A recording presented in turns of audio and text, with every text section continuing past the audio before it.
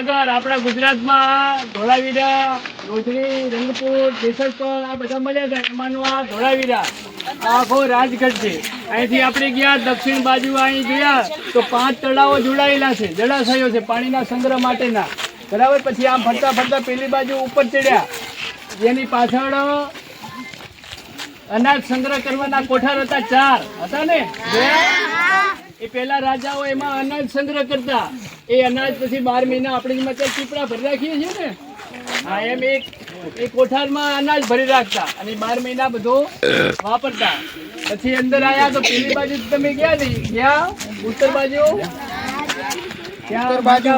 મણકા બનાવો મજાની શાળા જોઈ,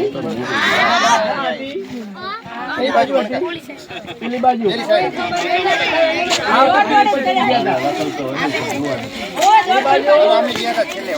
ઉત્તર થી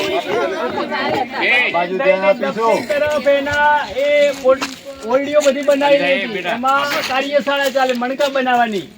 બરાબર ને. પછી અંદર આયા રાજગઢી ની અંદર તો અંદર જો એક આ બાજુનું આર્યું હતું, એ પૂર્વ તરફનું દ્વાર બંધ છે. આમથી આવે છે પાણી, અહીંયાથી નીકળે છે પેલી બાજુ થઈ. અને નીચે ભોયરા હતા, જોયા હતા?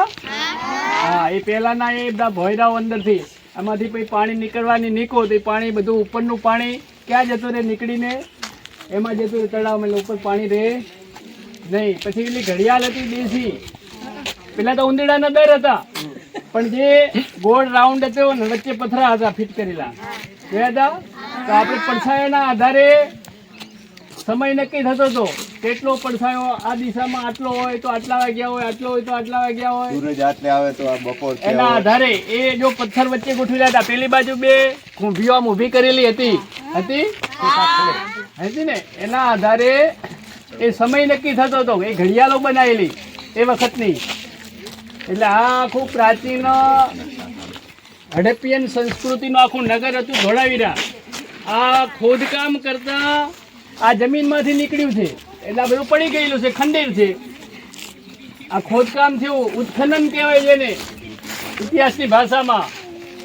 અને એક ખોદકા અંદરથી જમીનમાં જે આ નગર આખું નીકળ્યું અને અત્યારે એને સાચવી રાખ્યું છે જોવા માટે. બધા લોકો જોવા આવે છે કે આવું બાંધકામ આ પ્રકારના ચૂનાના પથ્થર હતા, એની ખાણોમાંથી, નજીકની ખાણોમાંથી એ ચૂનાના પથ્થર લાવીને આ બાંધકામ કરેલું છે. ચૂનાના પથ્થર પથ્થરમાંથી બાંધકામ કરેલું છે.